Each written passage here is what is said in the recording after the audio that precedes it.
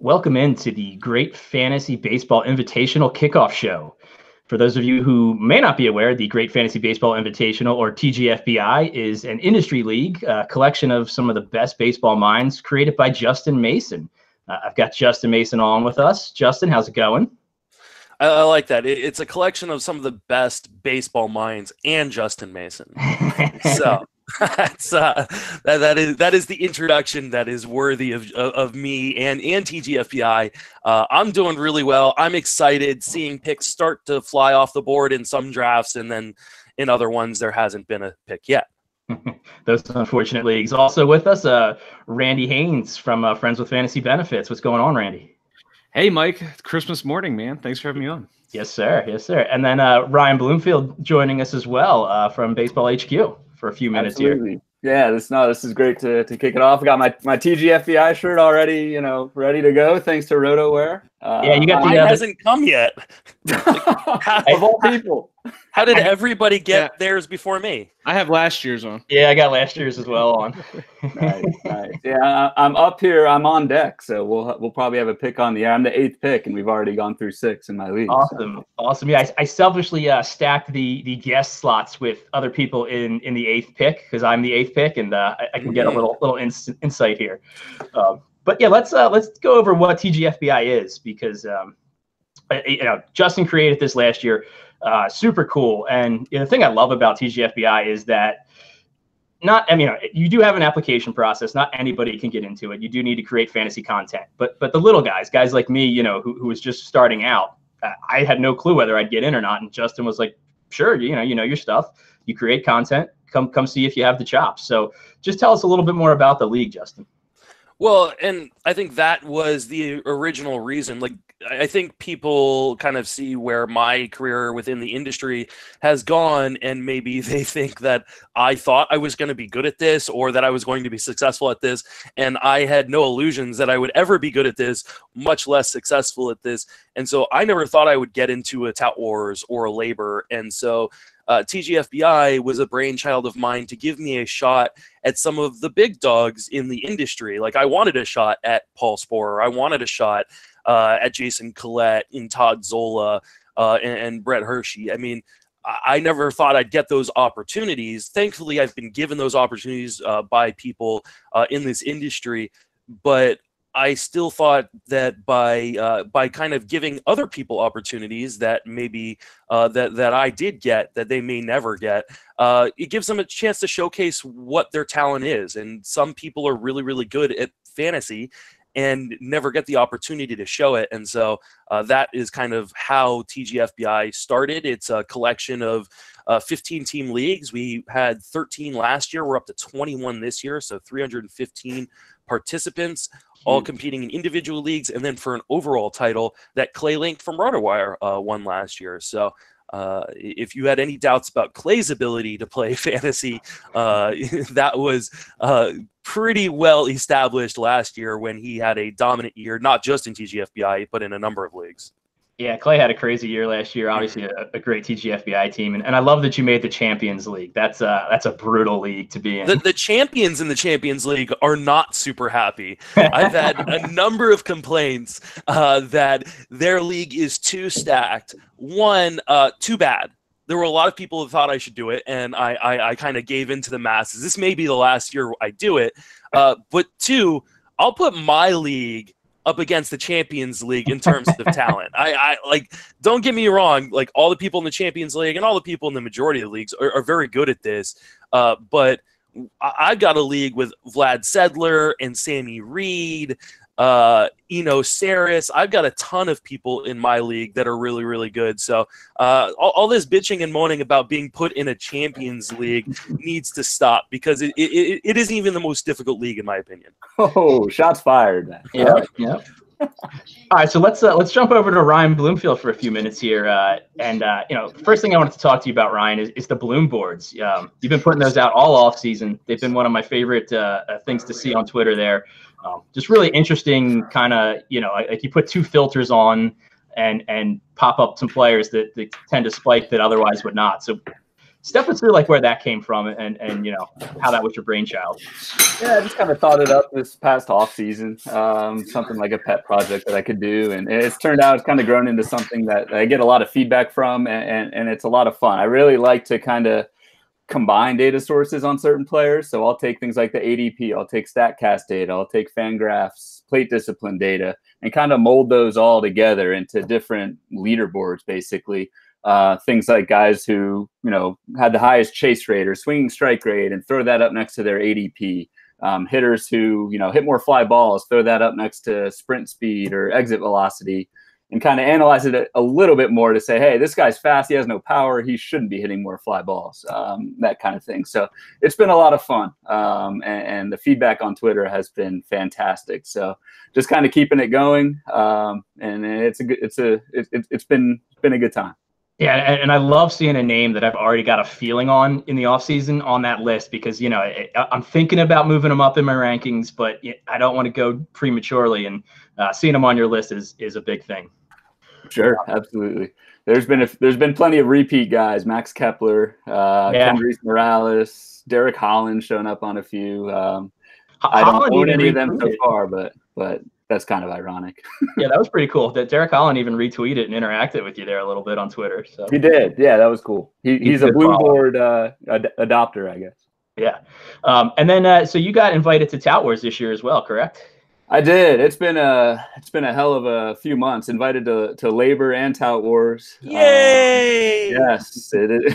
And I'll be Justin. I'll be meeting you in person 3 weeks from now or whatever. So I'm stoked. Yeah, I'm in the Friday Night Tout Wars points head-to-head league, and that's a totally different animal than something like TGFBI. I'm already starting prep there with the point system. You have to adapt. So it'll be a great time. Looking forward to the whole weekend and meeting everybody. Very cool. So just give us a little bit of, you're picking 8th, as we said. Yeah. What are you hoping to get there? And why do you like being in the 8th slot? So I threw up a poll yesterday on Twitter, just kind of going through per the ADP, like what first, second round combinations I might be able to grab. And Twitter was not helpful at all. I had 4 options there, and like every single option was between 20 and 30%. So there's really not a right or wrong answer in terms of the 1-2 combos that you can get. I can go for Max Scherzer, Christian Yelich, Acuna, JD Martinez, Trey Turner. One of those guys is going to be available in the first round. And then coming back in the second round, you can get an Ace, you can get a Verlander, a Nola, a Kluber, a Cole. One of those guys is going to fall back to the second round. So it was really interesting to kind of get the different opinions of how many different combos there are. I think with the 8th pick, and Mike, too, like the third round is where it comes into play for strategy in my end. Like I'm not a fan of a lot of the third round starting pitchers that are maybe going to be available at 38 overall. Guys like I guess Kershaw was around that ADP, probably not anymore. But I'm thinking of grabbing a starter here first or second round, just so I don't have to kind of pick the leftovers of the third round. Beautiful. So yeah, I know you got a jet here and get some stuff done for the day. So thanks for joining us, Ryan, and good luck in TGFBI. Absolutely. Thanks for having me on, guys. Thanks, Ryan. And Justin, thank you so much for doing this. I should say at the beginning, what you've done here is fantastic, taking it from year 1 to year 2. So it's cool to see the whole industry. Twitter is lighting up this morning. It's been pretty amazing just seeing the growth of it all and just how much the industry as a whole has accepted it and kind of embraced it. It's been a lot of fun. Absolutely. All right, guys. Enjoy today. Have a good one. Take care, Ryan. And the thing I like about the Twitter, explosion is for football, Scott Fishbowl is always when you have to really dig in and start grinding for your football content. So TGFBI is going to become that for baseball, which is nice. So Randy, why don't you hit us with some of the early draft picks we're seeing? You got Smada's big board open. Matt Adams is doing his big board again. So we'll be able to track all the leagues and the ADPs, which is always fun to look at. Yeah, so the first, I guess, kind of surprise would be in League 17. Sale went 5. It went Trout, Betts, Yelich, Ramirez, and then 5. I'm trying to pull up who exactly that is. But that's the first real big shocker of the day, other than maybe Trey Turner going 3 in the Champions League. We've got Scherzer 3 and 7. We've got Scherzer going 3rd in League 7. But everything else, like I said earlier, has been Trout and Betts across the board. But Sale going Sale going 5th has been the first real big surprise so far. All right, cool. Yeah, and yeah, I get Turner going early. You know, you got to get speed. It's big. So yeah, and then coming in next year, our next guest, Scott Jenstead of Roto-Wire and NFBC. What's going on, Scott? Not much. How are you guys? Very good, very good. Thanks for jumping on with us today. Absolutely. Thanks for having me on. It's a fun little day here on a Sunday morning. Yeah, we get to make some baseball picks finally. And you're picking 8th as well, correct? I am. I'm picking 8th, and I think it's League 12. Yeah, my guest list of number 8 picks keeps coming through here. So let's give me a little more insight. Ryan didn't have too much for us from his Twitter poll. So where are you going at 8 or hoping to go? You know, the thing I like about 8 is I have about looking at the NFBC ADPs, I got about 12 guys, or not about 10 guys that I really like. So I'm kind of locked into one of those, and I'm kind of going to see where it goes. I'd like to go Scherzer if he's there. I'm guessing he'll be gone at 8 in a league like this. But Trey Turner, Acuna, or Arenado, I mean, there's just so many options there that I'm fine with any of those. I really like the bats at 23, so I'd like to go offense there. And then kind of playing a game, if I go 2 bats, risking the pitcher at 38, obviously with Kershaw out of the mix, that makes that spot a little tougher, but hoping for a Severino or Carrasco slip a few spots, or I'm good with Syndergaard, I'm good with Walker Buehler. If I need to go pitcher there, I'm hoping one of those gets to 38. Yeah, those first 2 names you mentioned are probably on my wish list. There's a couple guys at in the second round I'd consider at 23. But the other thing we brought up, and Justin doesn't think it'll happen, but it wouldn't surprise me with the extra pressure on this league if people are gun shy on Lindor and he keeps falling into the second round. We saw that happen, I believe, in the Tout Wars Draft and Hold League. He went middle of the second, so that could be a decision some of us picking 8th, 9th are going to have to make. If Lindor's there at 23, my time on the clock will be about 3 seconds. Yeah, I'm there with you, but no way he makes it back around. I don't think so either. Yeah. All right, so what's the latest pick in TGFBI you think Lindor goes for, Justin? 18. I think it's going to be in the 20s. Even that feels like a steal. I'll take the over. Yeah, I mean as well. So Scott, you're a veteran of plenty of NFBC leagues. Give us a little bit about what it's like to play in a league of this magnitude with an overall. Well, first of all, it's the best. I mean, I feel like, I have no affiliation with them, but just the most fun league. It's just so well run.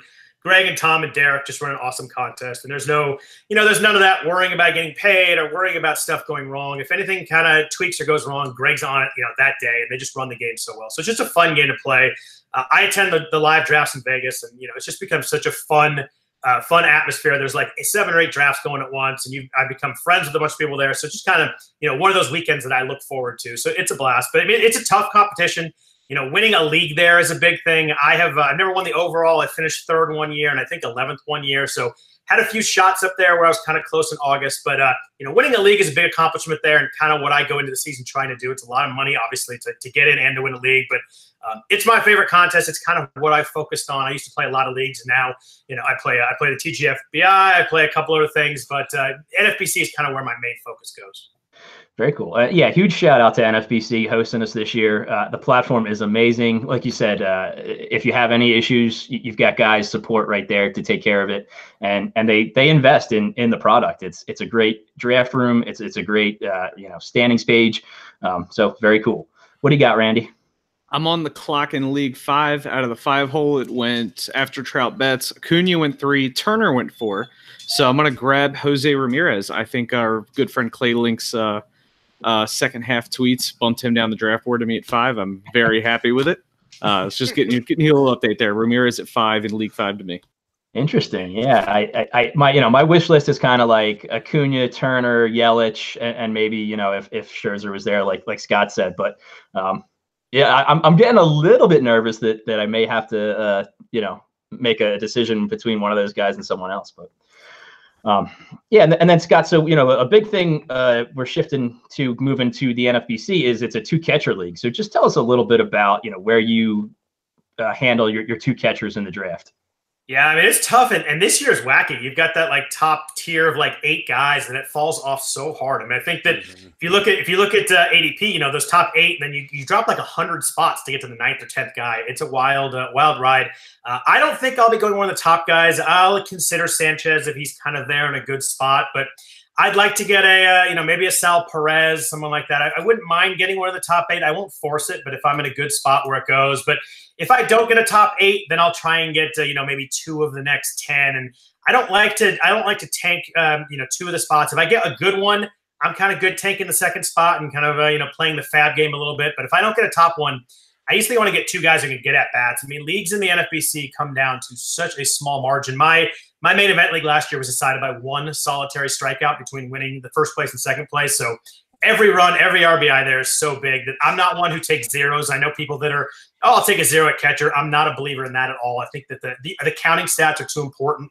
And, with the limited at bats you get from a catcher, the batting average doesn't hurt you quite as much as an everyday player. I think the counting stats are too important. So I do try and get contributors there, but, maybe I'll play a fab game with that second spot if I like my first one. Yeah, I feel like picking in the first 5 picks kind of allows for going catcher in the 4th better than the middle or second half. It does. And you just saying that every stat counts. When you were mentioning finishing 3rd and 11th in the NFBC overall, I imagine one good day at the plate for a guy you had in your lineup is moving you up, or a bad day is moving you down a huge amount. So. Yeah, you get to the point where you just, if you're there in September, I try to not look at box scores until the end of the day. It's just, looking and seeing you move up, 50 points from a home run is just, not worth the stress and angst. So I just, I tend to shut it down, try to get my wife to not kill me during September and look at the end of the night.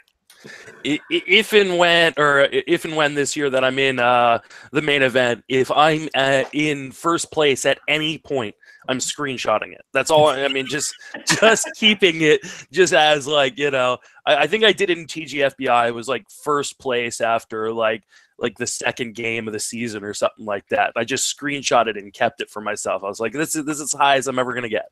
There's somewhere on my computer where there's a screenshot of first overall a few years ago. It was maybe in July or August. It didn't last long, but it's a fun screenshot. But one of these years, can make a run at it. Nice. Yeah, I think 3rd was my peak in TGFBI in the league, not in the overall, but went sideways from there. Didn't have the pitching.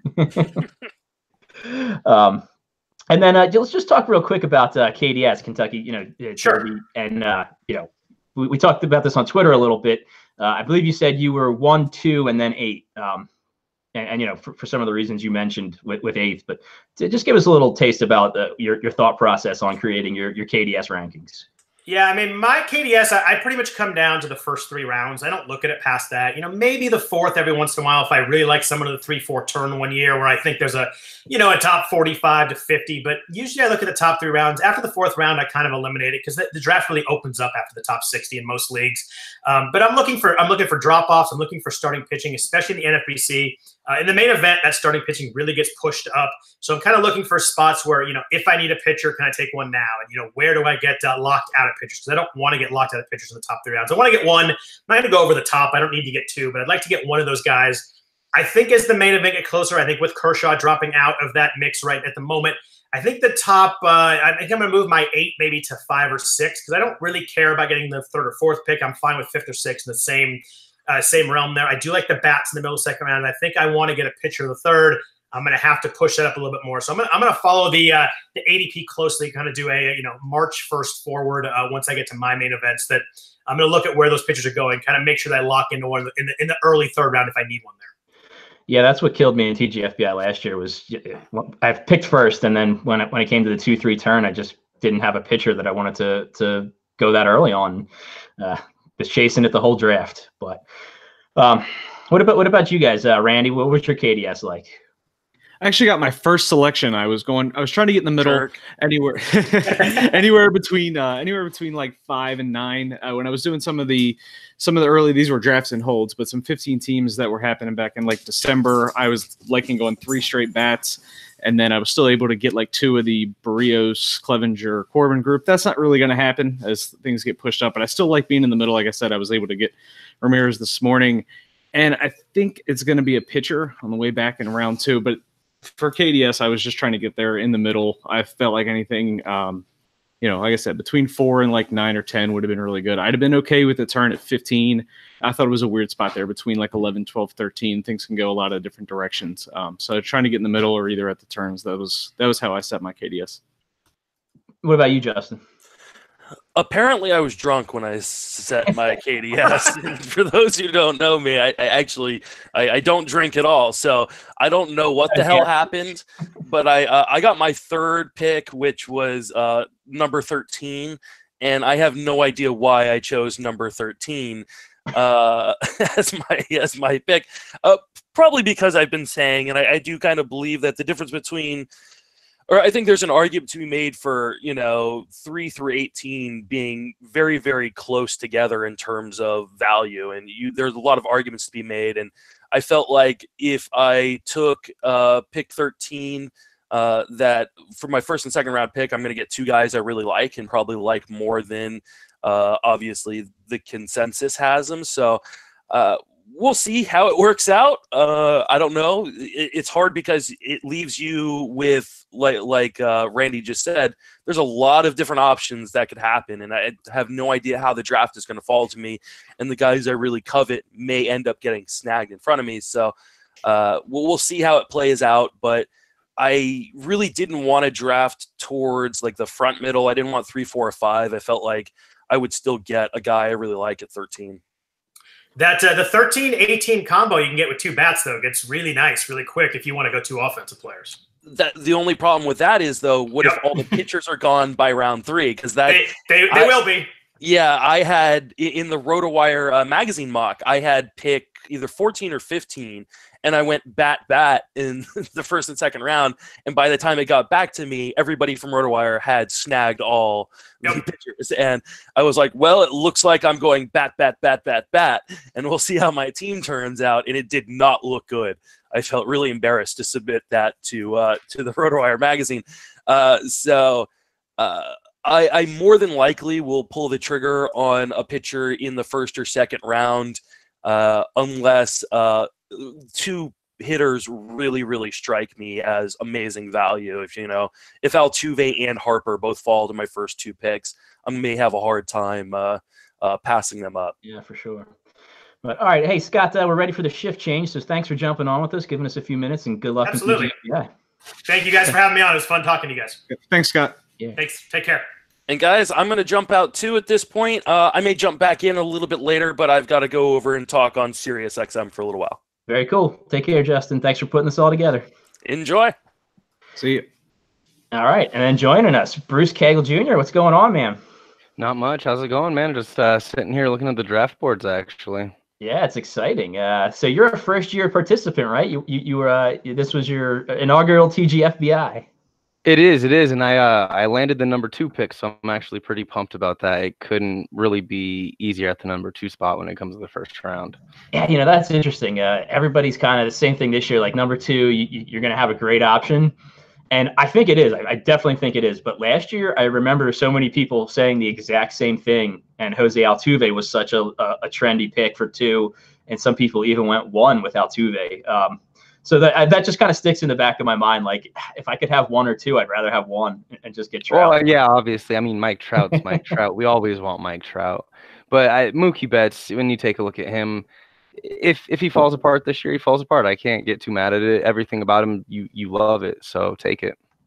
Yeah, and Alex Cora has done a great job in Boston. Obviously, he's got that team really comfortable. I think that was huge for Mookie last year. So you're going Mookie. Oh yeah, I went Mookie. We're only 3 picks in right now. We went Trout, Betts, Scherzer. So yeah, I think that's Scherzer kind of surprises me, but not really since the Lindor issue.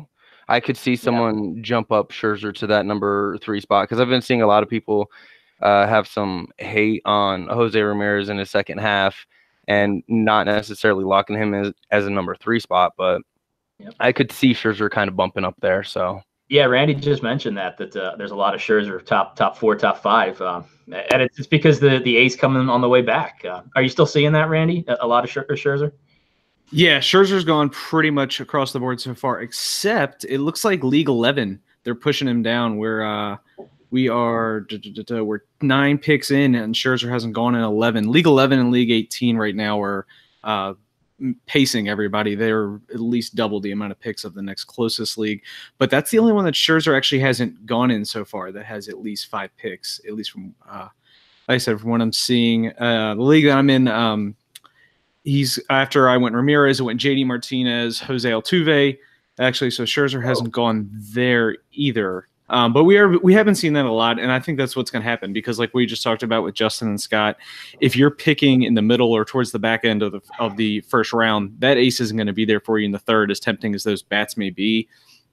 We'll see what some of the pairings start to be as we get more of these picks in. Looks like there's still anybody in League 2, 4, or 12 that's listening. They've got Trout off the board, and the guy sitting in the 2-hole must be sleeping, or maybe he didn't check Twitter today to see that it's. I think that's me. My league. He's having issues with the mobile phone. Okay. All right. We'll let him slide. We'll let him. slide. Hopefully he can get to a landline somewhere.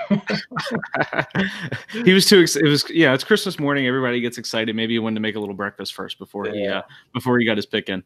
Yeah, it's interesting with the time zones too. Justin created such a collection of people. Last year in our league, we had someone in Hawaii. So if he was up in the morning, we knew we just had to cool our heels. Well, yeah, I know that. I can't speak for every league. I know for the most part, Justin was trying to make it time zone appropriate for your pairings and your leagues and all, which was a really good move because if you got somebody in Hawaii, and I know like Darius is across the pond. I know that there's another guy we've got here, Steve, that's he's down in Australia, I believe, right? So that could get a little weird if you're not in the same time zone. So that was a good call by Justin this year. Trial and error from last year. Yeah, and I've been in leagues with Steve, and I can speak for him definitely being efficient and staying on top of his pick, being on auto. So Steve's the best guy to draft with. I've been in a couple with him too. He knows that's the way to do it. For sure. And so Bruce, for coming into a league on the NFBC platform, are you concerned about the fact that we don't have a DL? You've got the 7 reserve spots, but you can't stash guys the way you can in a regular league. I'm not too concerned with that. With this deep of a league, I'm not really concerned with stashing guys at all. We heard earlier, you just need at-bats, you need counting stats, you need guys who play. So when you have major DL stints, it has to be to like a first or second round player at that point for me to really care or have to need a DL spot. I don't ever really go into my own personal drafts wanting to stash guys. Last year, I went into one of my home leagues stashing Daniel Murphy and Justin Turner. But Justin Turner, we already picked our keepers. And so it was like, he was part of 10. He has elite plate skills. We'll wait on him. But it was kind of a forced wait where then we even talked about it was probably a bad move to keep him when he was out for half of a year. You just lose so much plate appearances. You lose so many counting stats. So I'm not concerned with the DL spot because I'm going to be actively trying to make sure my roster's just healthy and putting that bats out there, the plate appearances, innings pitched, everything. You need counting stats. You need to be really good to win. Yeah, that's something I've heard Scott Jensen, our last guest, talk about. It. You can't wait on guys in these leagues, in NFBC leagues or a league like this. You have to cut bait. You got to move on and get at bats. So definitely a thing to consider.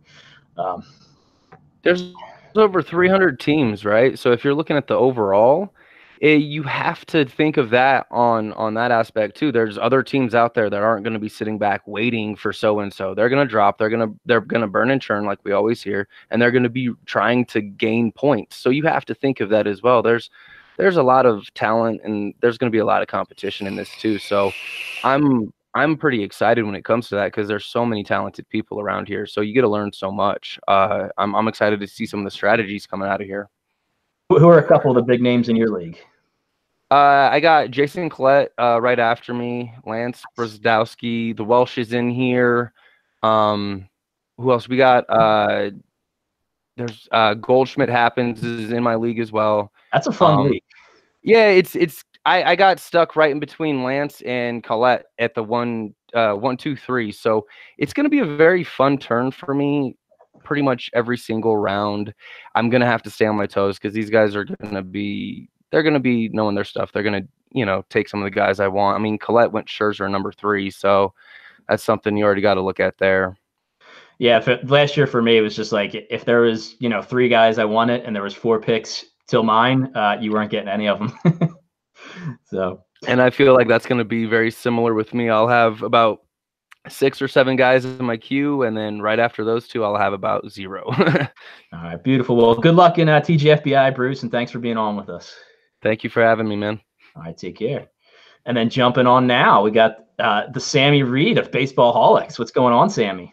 Yo, what's happening, man? Oh, and you know what? We also got Brian Dentrick, KC Bubba, getting in here too a little early. So, yo, what's up, Bubba? Don't mind me. I just wanted to come watch the show. I'll wait for my turn. We basically just have like a third of the Barful League coming in here. So, well, we like to represent, right, Sammy? All right, so let's kick off with Sammy there. Sammy, tell us where you're picking in TGFBI. Oh, well, I'm in the very prestigious number 14 spot. So I couldn't be happier. I actually told my wife, I'm like, TGFBI starts today. And she like rolls her eyes. She's like, oh, that's cool. She's like, what pick did you get? And I'm like, number 14. And she goes, that sucks. Is there anybody good there? And I'm like, no. So you'll have a solid team, though. You're just going to have people pop. So. Yeah, I mean, it is what it is. I think Vladdy tweeted out a couple days ago. He's like, look, at the end of the day, your draft slot doesn't matter. Like, it's up to you to create a great team. And, obviously number 14 wasn't my first choice, but like, dude, there's going to be good picks there. There's going to be good players and, just have to rock it out. And I tend to like being near the ends because I feel like you can be a little more defined and decisive in the things you're doing and less guessing like, oh, I think this will make it back or I think that'll make it back. It's like, nah, dude, none of it's going to make it back. So Pick what you want. Yeah, that was what I was just saying. That's what I found at number 1 was you're going to be really late on one guy and then really early on another and you just got to do it. Yeah. But yeah, you had quite the 2018 baseball season. You were, top 2 in pretty much every league you tweeted about. What was that like? Yeah, I mean, it was cool. It was definitely so. It's one of those things where I feel like I did some smart things, and then also I ran really well. Like I think to have a year like that, you need to run good, and so part of it was understanding the changing landscape of baseball. That starting pitching and ace starting pitching was really becoming a scarce asset, and so what I did in a lot of leagues is I took 2 starters with my first 3 picks. And that differentiated me a lot. And so that was the smart part. But then the run good part was that those picks were often Scherzer and DeGrom as opposed to like guys that got hurt, right? Like Kershaw, et cetera. And Kluber, who was like good but not great. So I think that was the run good part of it. Yeah, my 2-3 turn was Donaldson and Springer. And I had the Springer just didn't run good, and then Donaldson exploded. So my year was toast. Yeah. What about you, Bubba? Where are you picking at? You're on mute, Bubba. Sorry, I was trying to let Sammy have his time. Where am I picking at? I am picking 6th. So yeah, right in the smack dab in the middle. All the fun, just I'll have to sit there and watch runs go all around me. Did you make your pick yet, or are you still? No, I haven't done anything yet. Okay, you're still waiting. All right. I'm still waiting unless I'm being silly. Yeah, I'm still waiting. Nothing here. Dude, how tilting is it if the guy with the first pick doesn't take his first pick like immediately? Like I mean, our guy took like 11 minutes and I was having a whole freak out. you put it on auto. That's just par for the course, but we are at least 1 pick in every league. So at least the first guy woke up so far. At least everyone so far. And League 4 is moving now too. Jake got things figured out, so we're flying off the board as we speak. I should be up here soon. All right, so let's go back to Sammy. Sammy, talk to me about competing in a league with an overall aspect with one like TGFBI that's so big, so many teams. Do you take on extra risk because of that? Oh, hell yeah. I mean, at the end of the day, like, do you guys know who finished second in this competition last year? Nope. Nobody does. Nobody does, and nobody cares. And furthermore, nobody cares if you won your league. It's like, oh, I was League 8 champion. Like, cool story, bro. The only thing anybody matters is that Clay Link dominated and took the whole thing down. And so I definitely think there's a lot to be said for, going balls out. And, taking I on think more Bubba risk. just got because- sniped. Yeah. What do you got? All of a sudden. Right on there, yes. Yeah. What do you yeah, got over there? I was gonna go Scherzer at the 6th spot. And he just went right before me, and I'm not very happy about this. Yeah. I'm gonna be totally honest about that. Not happy. I'm yeah. sorry to revel in your pain, bro, but Man, I mean, apparently I this should have is stayed in bed great this morning. media right here. So who are we looking at? Let's get this pick on the air. Yeah, let's do this together, Bubba. Oh, let's tell me how wrong I am real quick. Let's do it on Talk 3. this out. It's pretty much I'm all in on Acuna this year. I really, really like especially if he's going to be leading off, as they're starting to say now, which could just be spring training speak, as we know. But if he's leading off, there's a lot to like there. JD Martinez is extremely difficult to pass up in the spot as well. And then if I didn't get Scherzer, I can still go to Grom here, or I can wait for the wraparound. I know we did a mock draft the other night, and I went Scherzer, Cole, and the hitting aspect, not horrible, but not ideal. So I think I'm going to get my first share this season of JD Martinez. You can't go wrong with that. I think the bat projected him in this format to be like the 3rd most valuable hitter. So, and if the bat speaks properly, then it was the automatic pick.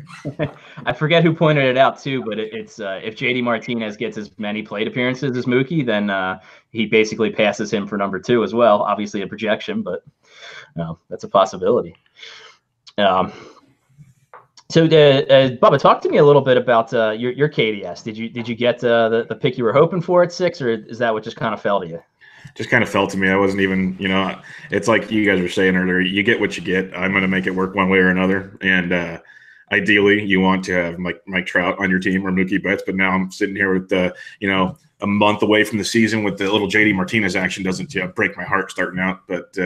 I kind of like the middle there. I know this isn't a barf podcast, but Sammy knows when I was going at the end there in the first and 12th out of 14, that was tough. I was having to reach a lot. I kind of like this middle ground, and you were, I think, 5th or 6th, Sammy, in that league. And it's you can kind of dictate more of what you want to do, it feels like.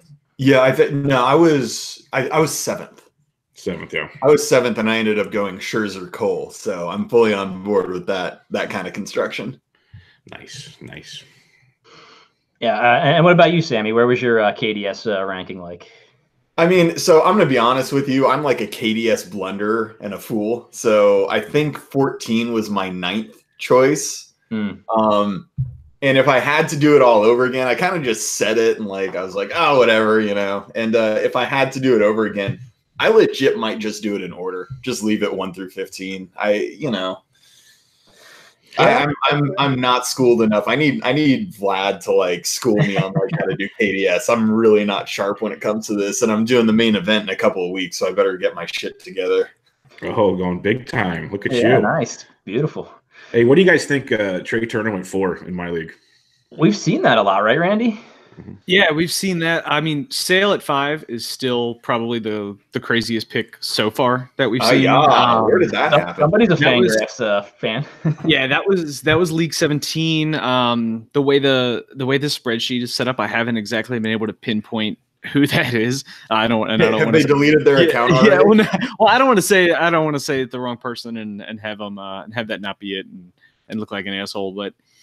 We've had Bregman. Let's see. Bregman just went, I believe, 6 in a league. Wow. Yeah, he went 6 in a league. So Sale going there. I mean, Turner's gone. Yeah, so Turner's had 3 in a couple spots. I know Mike the Rotocop got him, and that's who he was looking for. I was messaging with him during the show. He's gone 4, 3. So yeah, Turner's going pretty high. Scherzer's now finally going in almost every league except for 1 or 2. So but yeah, Sale at 5 and probably Bregman at 6 are the 2 eye openers so far. Yeah, we just had Jose Altuve go in League 4 over 6th overall, which is a little bit interesting there, shaking up the top ADP. There's been some Altuve helium these days now that everyone's back on board with him being healthy. The helium has begun. Yep. Trying to see who made that pick. And while I'm looking that up, Sammy or Bubba, tell me how interested you are in prospects in a league like this. Well, I want Sammy's opinion. I know how this is going to go. I'll get my popcorn. You guys talk. So, I mean, obviously it depends on the prospect. I think the big one that everyone's going to be thinking about is when the 3rd round comes around, where do you take Vlad Jr., right? And I think in a league like this, I'm more apt to go after him than I would be in some other formats, especially like, you know, a single standalone league is fine. But I think in a format like this where Vlad legit could hit like 310, 320. I mean, it's the higher end of his range, but those guys don't exist. They aren't really around. And so again, like taking on that risk and saying, look, like I'm going to shoot for the moon here. You go like Vlad and Mondesi in the 3rd and 4th. It's like, let's go. And that's something I would not do in like any other league probably. Yep. That's ballsy. Yeah, I kind of lucked out there last year with Acuna. I mean, he came up pretty close to when they said he would, but Acuna was going like pick 100 last year. Is that right? Right. Yeah. I was like 90 on him, so I was early, but I was at the turn, and I was like, you know, I don't like anybody here. And my other pick at that turn was Eric Hosmer, so you can tell I really no, didn't never like Hosmer. Hashtag never Hosmer. But that's the thing. Acuna was going 90 last year. Vladdy's going like 40 here.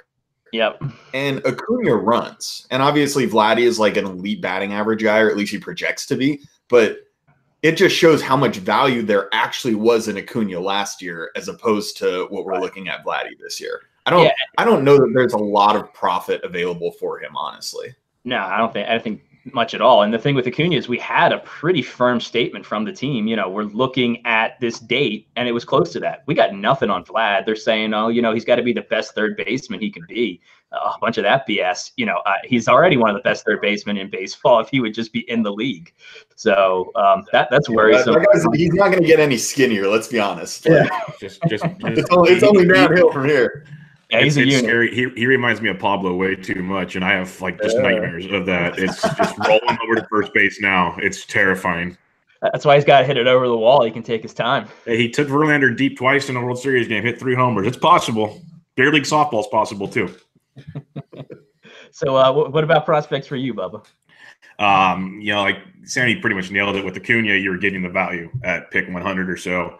When you're looking at guys like Vladdy and whatnot, it's really difficult. So for me, not so much. Like if you want to talk prospects, the guys I'm kind of looking at, and unfortunately the helium's coming there also, is Victor Robles. I'm a big fan of what he brings to the table, especially with a little bit of power, some speed. Yeah. And like I tweet out once in a while, and it's not to troll Sammy at all, but many would not know who Juan Soto is if Victor Robles was not injured last year. It's very, very I'm like, am I getting subtweeted? Yeah. No, Juan Soto's a monster. We love him. But people need to remember that Robles was the top prospect. This kid's good, really good. And he's kind of, to me, this year's Acuna where he's going in the draft. When everyone's focused on Vladito, you can get some Robles. I mean, honestly, I would almost prefer Robles to Eloy Jimenez in this kind of thing. I'm with you. Absolutely. Randy, what about you on Jimenez? Yeah, I think he's like you guys touched on with Acuna going around 100 last year. Eloy's, different profiles. Obviously, Eloy's a lot more power based, but that's worth the risk. Robles is going in that same area, which I think is a great pick. I've already grabbed myself a couple of shares so far this draft season. Outside of those guys, I can't really justify sitting on these guys much more than a couple of weeks because, Fab's going to run. You're going to want to pick up the hot bat, the hot closer, 2-start guys. If it's not somebody that you're convinced is coming up in the first 3 or 4 weeks, you're just kind of wasting the pick. It's going to be interesting to see where Tatis Jr. goes in some of these because I think there's starting to get some buzz that his timetable may have been pushed up with the Manny signing. Sammy, I know you're happy about that possibly being pushed up. Maybe we'll see. Do you have an idea of what you think? I mean, do you think they're going to push it up, or do you think it's going to be second half like it was? He's the one that's kind of interesting to me to see exactly where he goes. If people are buying into him coming up maybe in May to kind of jumpstart things for San Diego. Yeah, I mean, I wish I had some insight. I don't really like. San Diego does a lot of things that don't necessarily make sense. Yeah. At the end of the day, I definitely think the Manny signing was like a long-term thing. Like this is like the stud we want to build these guys around. I don't know that it's like, oh, we're going to compete this year. Let's just get it all going. So if I were running the team, it wouldn't affect my timeline for Tatis at all, but I'm not sure what they're going to do.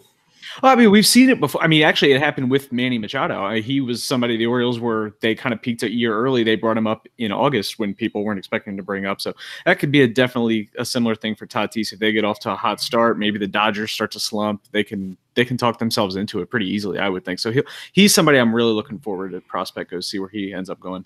All right. I'm all for the Dodgers slumping. Am I right? Yeah. Am I right, Any Bubba? day, any day, my friend, any day. I'm becoming a closet Padres fan with you. You guys get 'em Padres both. versus everybody. I mean, there's so much room on the bandwagon. It's like, Yeah, don't worry. I'm gonna pull right in there. I might, it might be so lightweight in the back, I might tip it over.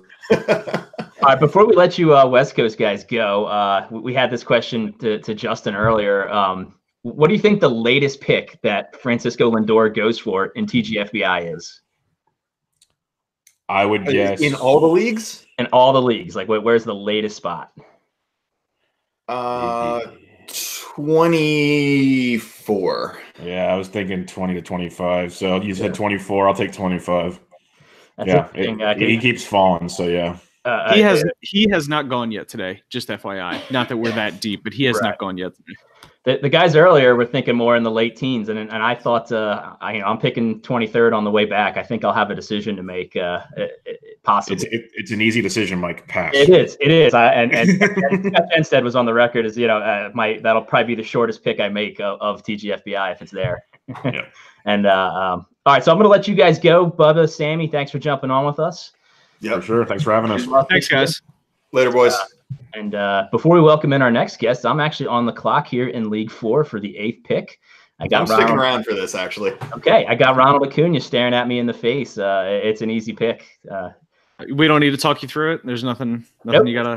done deal. That was in my head who I was going, and pick is made. So Well, no drama there. Good pick. no buddy. drama. Sorry, it would have been interesting if it was Yelich versus Arenado, but I don't have to make that decision, luckily. Easy game. Thanks for having me on, guys. Later. All right, here, Sam.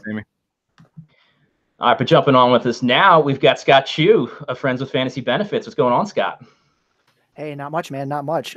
My cat just now decided she wanted to hang out with me, so this is going really well. I'm off to a great start. Whatever it is about podcasting, cats love. Like, I think it's because you're a captive audience. They have to just get right in front of you. I am of the belief that she just knows that it bothers me. Yeah, you're good, Scott. My dog's already been on once so far. Yeah. You're good. It's a family and pet friendly show. Yeah, it's already been tweeted out that my dog made the appearance, so you're good. The cats are fine. And then we also have Andrew Dewhurst of Friends with Fantasy Benefits. What's going on, Andrew?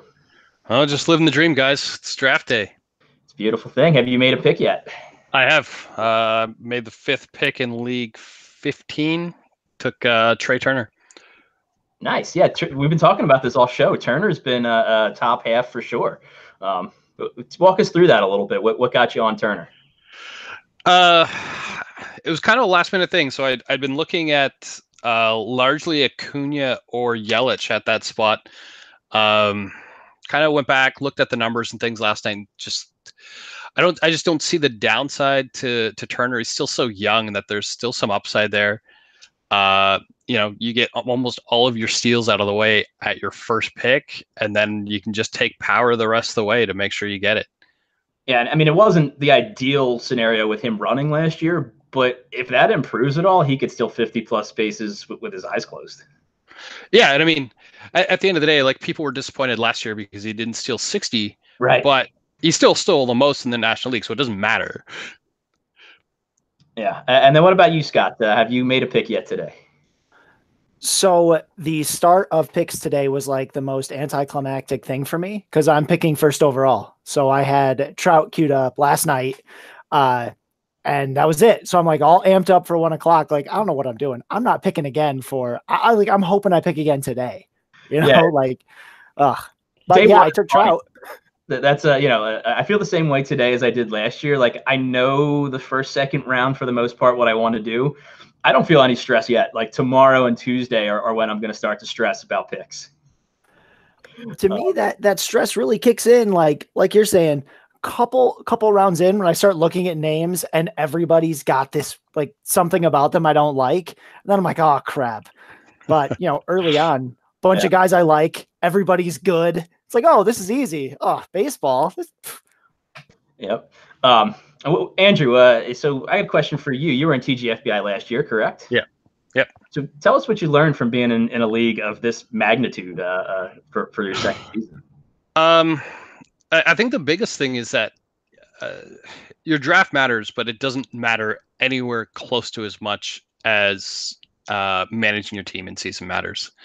Like when I went back and looked through teams, there were teams that had brutal drafts that still finish ahead of you because they just kept grinding it out. They stayed on the wire. They knew the prospects, they knew the guys coming up, and that's such a huge advantage. Because if you're sitting in one of these rooms and you don't know who the guys are coming up, you don't know how much fab to put down. You don't know what to do with that money. So that was kind of my biggest takeaway was, you need to know what's going on, who these prospects are, and how much you should be willing to put down on these guys. Yeah, and you and I both did a looking back at last year's TGFBI piece, and for me it was like my team finished 9th, but I look at some of these guys I found, and I feel like I should have had a way better team. I got Jesus Aguilar off of Fab, I got Walker Buehler late, Yasmani Grandal is a 1 catcher league, but I got him in the 23rd round. Like I should have had a better team, and really it just fell apart in the early picks for me. So yeah, my team last year got crushed by injury and suspension. Like I had Donaldson in the 3rd, I had Seager in the 4th, Wellington Castillo was my catcher. I think I had like 4 or 5 guys that missed significant time. So yeah, and I took Scherzer in the 1st, and that worked out great. I ended up having to turn him around because I didn't have I needed depth. So you kind of get into that spot and you're just praying for the best. And at the end of the day, I think I also finished 8th or 9th and was kind of happy to just get out of the bottom 3rd. Yeah, that's if you can scrape your way up the leaderboard a little bit just for where you're saying you were at last year. Hey Scott, we were just talking prospects with the guys that were on before you. Is there any prospects that you're interested in this kind of league where obviously the challenge we're talking about is you need your reserve spots, so you can't have a guy sitting there half a season and taking up a slot. And that's really why I tend to shy away from guys where I have a really unsure idea of when they're going to come up, especially without DL slots and things like that. I really would rather have players that I know are going to contribute and possibly soon. I'm willing to buy a week or 2 early on someone who's being called up. But if right now we're drafting and a guy's not looking like he's, if it's really questionable as to when he's going to come up, I'm probably going to avoid him because I need stats, not potential stats. Potential stats don't necessarily hit the books. I need the real ones. So I'll let other folks spend their fab on a guy who somebody's uncle heard at a bar that they're, someone's going to get called up, and, I'll spend them on guys that are actually performing for me. Is there a certain range where you think you might start to consider people, a general round or overall pick? It's probably a little less that and a little more of when I start getting to the point in drafts, and it's usually after pick 200, where I'm sort of balancing these pitchers. I'm mostly thinking at starting pitcher. I'm balancing guys who I'm not sure what their role is, or, even if I know what their role is, their innings pitch is still only going to give me 120 to 130. Joe's only going to do 120 to 130 innings of a 4 ERA and, substandard strikeouts, or do I want to kind of roll the dice on a guy who might not come up right away, but can give me the same number of innings with possible upside? Yeah, that was Buehler for me last year. I knew he was obviously a big name prospect, but they had a crowded rotation. So I just said, my pitching situation is hurting. So, let me get him. I know he'll have the Ks, and we'll see what else I can get out of him. And with the injuries that the Dodgers seem to always have, he was not too long in the wings. Yeah, they manage things creatively. Yeah. All right, so let's go back to Randy here. Any surprises yet? And just real quick, in my league 4, it was Mark Barry of Baseball Prospectus that took Altuve at number 6. Yeah, so the picks are still getting entered into the spreadsheet here. Actually, Lindor, since we last spoke about him, has gone twice. He went 7th in League 14, and it looks like we've got him at 8th in League 9.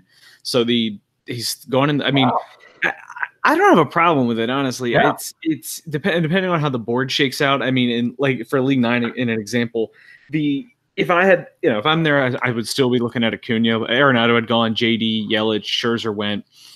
But I don't have a problem really once you get into that 9, 10, 11 range. If that's what if you're thinking that when he gets back, he's going to run, maybe he misses a week, 2 weeks. But Sale at 5 is that's still the biggest surprise so far. Those couple of Bregman picks, we've seen, Turner go 3. He's also fallen to about 7 or 8. In my league, Christian Yelich hasn't gone yet, and that's probably going to end up being close to his low pick so far. Or his max pick, I should say, so far. But no other real surprises. And actually, it looks like the way this sheet was getting entered in, 2 leagues actually ended up going with Betts at 1 instead of Trout. Originally, it said Trout across the board, but I guess the picks were getting re-entered. So League 6 and 8 actually ended up, and League 10 now. Actually ended up going with Mookie. League 12, we still only have just that first pick submitted. So if anybody in League 12 is listening or watching us, get on your league mates. Let's get some picks in. You guys are falling behind. We've got League 11 and League 18 are already onto into the double digits in terms of picks. So we got a lot of stuff rolling in here, but no real shockers so far. Yeah, I mean, and for me, the Sale pick is if you look at any projection system, they're really not taking health into account, and he's a huge value if he performs at that level. Do you have any feeling, Randy, if he's going to be healthy this year, if he's going to perform up to that level? I mean, you saw what 150 innings of him did last year. Still, he was still finished as a top 10 starter in most formats. I'm taking Scherzer over him. I'm taking DeGrom, and I might even, I don't want to say I'm going to take Verlander over him, but I might just pass and take a bat there if I'm looking for Sale, because the one thing is it's not only, at least for TGFBI, not only you're not getting the 150 innings, you're probably, whenever that DL stint comes for him, whether it's for injury purposes or last year, I think Boston was just being careful because they didn't need to win. You're going to take a 0 that week if you don't have the news ahead of time. So that factors in. It already gives guys like, basically anybody on the Dodgers kind of gives them a bump down, gives somebody like a Steven Strasburg that is famous for getting placed on the DL 3 hours before his start. So it gives guys like that a bump down, at least in my mind, because it's tough, it's a 26, 27 weeks. But if you take a 0 from a pitcher slot that's supposed to be one of your aces, that can hurt. And if you do that more than once or twice, that can add up. So I think that could be part of why Sale's getting pushed down as well. And that's why I push him down for me. Yeah, you don't have to take on risk in the first, don't.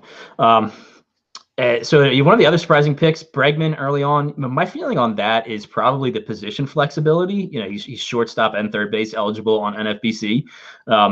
Andrew, what do you think about that? Bregman going so early? I don't. Wouldn't be my choice. Like if I'm buying position flexibility, I'm not buying it in the first round. Yeah. I'd rather try to muddy through those waters somewhere after probably the 10th round when you can get, take your shot on like your Marwin Gonzalez or somebody of that ilk who's going to give you 3 or 4 different positions. I mean, Bregman's fine, right? There's nothing wrong with Bregman. He's probably going to give you 30 home runs. He's going to hit for a good average. He's going to give you probably around 10 steals. He's safe. So, I mean, ultimately, the goal of your first 30 rounds is to not completely bust, and I don't see Bregman being that. Scott, how about you? Any of these names, particularly surprising? Maybe Altuve at 6.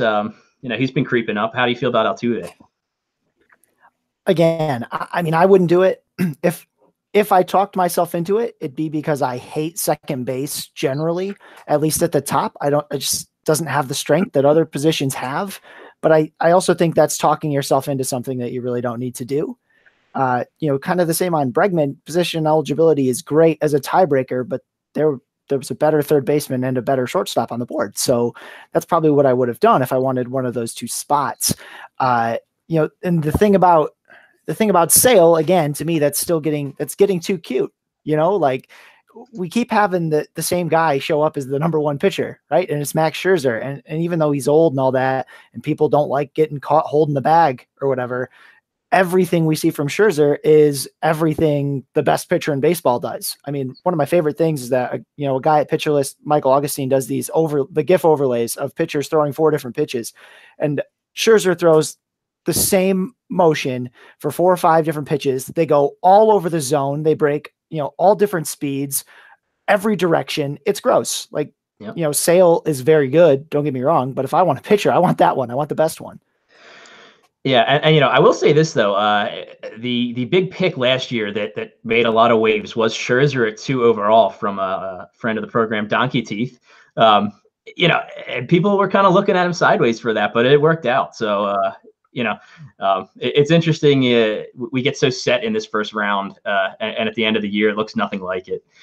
Scott, tell me, you're going to be picking at the 2-3 turn. Tell me where you're looking to go possibly with those picks. Are you going to go pitcher? Are you trying to split them? How are you looking to start the foundation of your team?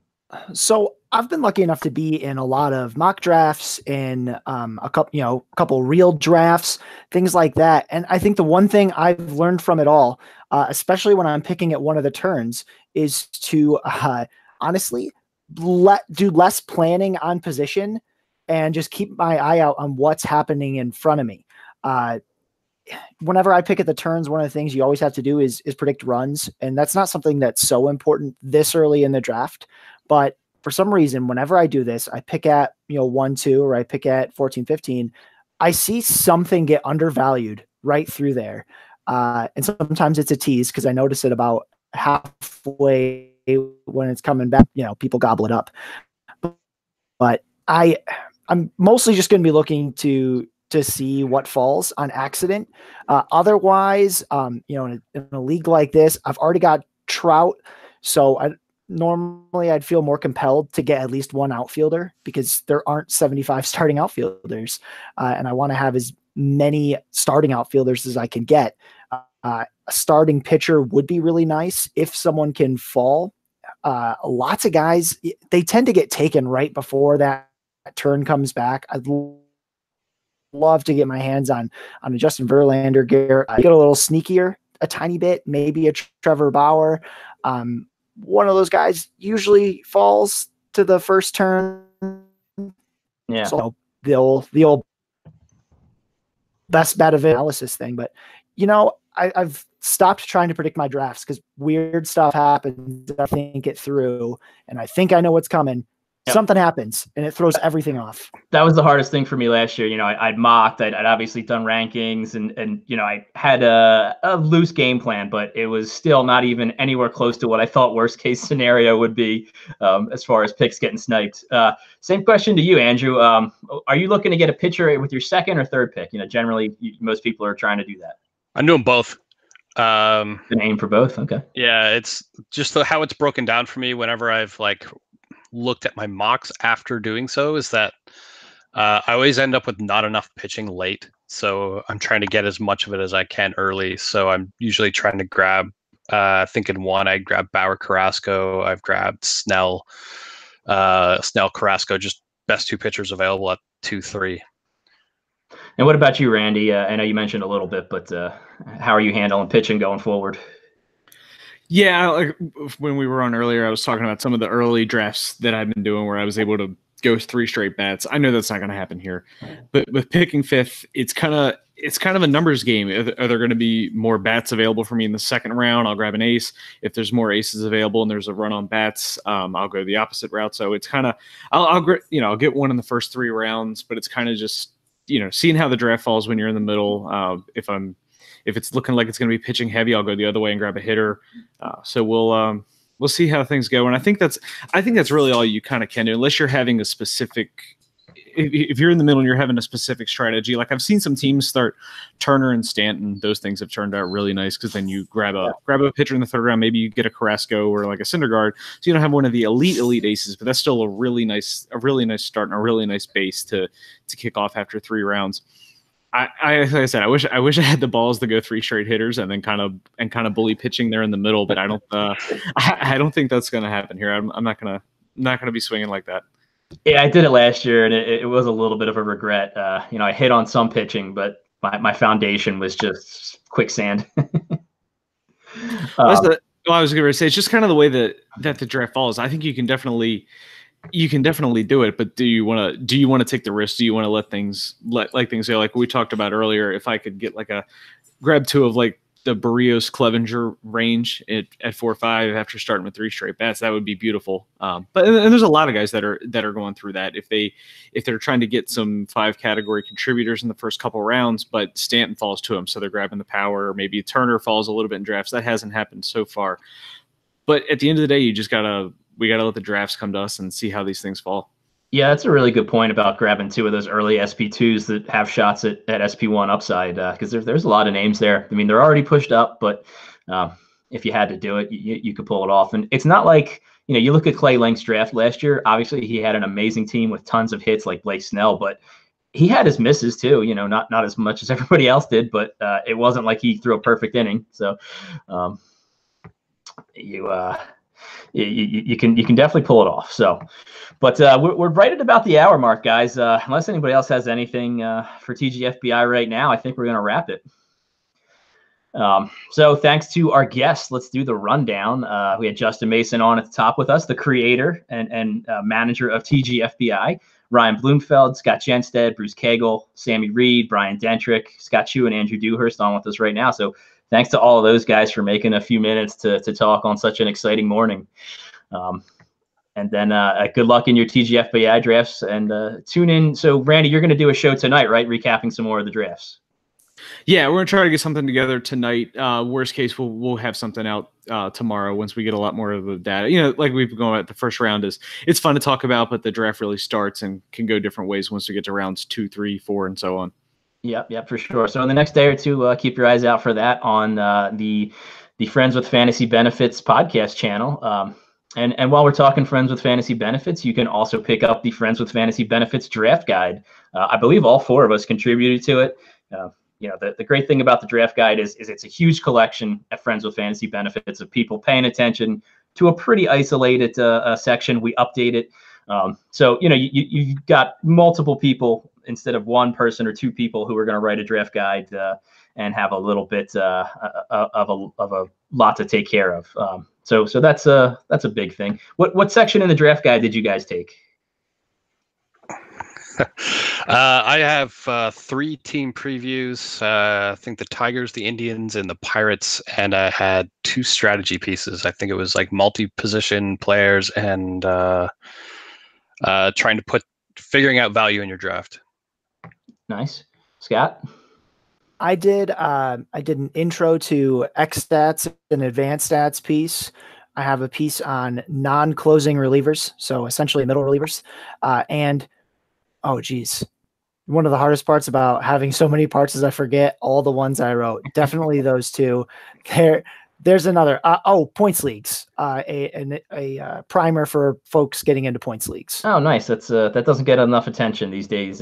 And there's a ton of people who are casual baseball players that will be in points leagues. Randy, what about you? Yeah, I don't work near as hard as Scott and Andrew because I did the Orioles preview and the Marlins preview, the 2 most exciting teams in baseball to write about. So that's what I ended up putting together. I'm in the same boat. I handled the closer report and a little bit of strategy there. So that's a great thing to pick up. And then the last thing to shout out is Justin Mason graciously.